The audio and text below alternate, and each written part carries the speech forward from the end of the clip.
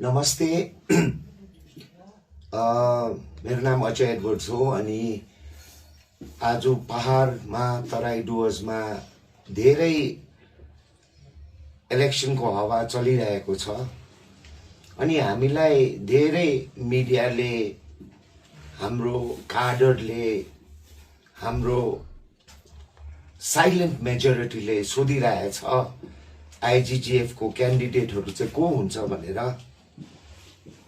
हामी अवश्य यो इलेक्सन लड्छौं, तर यो हाम्रो लागि एउटा ठूलो रिस्पोन्सिबिलिटी हो। तपाईहरुलाई म भन्न चाहन्छु, सोचेर हाम्रो टिम चिन्तन मनन गरेर आजको दिनमा अरूको प्रार्थीहरु हेरे दुःख लाग्यो। एउटा चेलीको लागि जग्गा पनि छोडेन कुनै जग्गामा। आज दुःख लाग्यो कि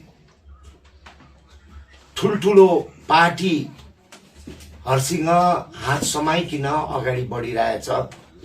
क्षेत्रीयता भन्ने कसैको मैले देखेन। अलिकति समय दिनुहोस्, प्रतीक्षामा बस्नुहोस्।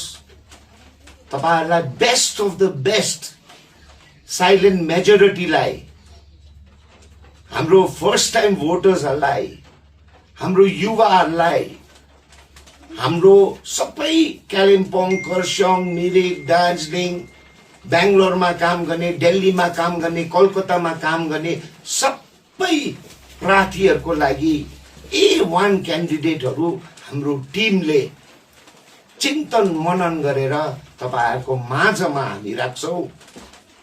जनताको राज सधैं होस्, दार्जिलिङ पहाड तराई डुवर्सको राज सधैं होस्। यति नै भन्दै आज हाम्रो टिमसँग हाम्रो पार्टी अफिसमा वार रुममा हामी तपाईहरुको निम्ति best of the best candidate प्रस्तुत गर्नुको लागि हामी रातभरि काम गरिरहेछ। प्रतीक्षामा राख्नुहोस्, राम्रै हुन्छ। धन्यवाद।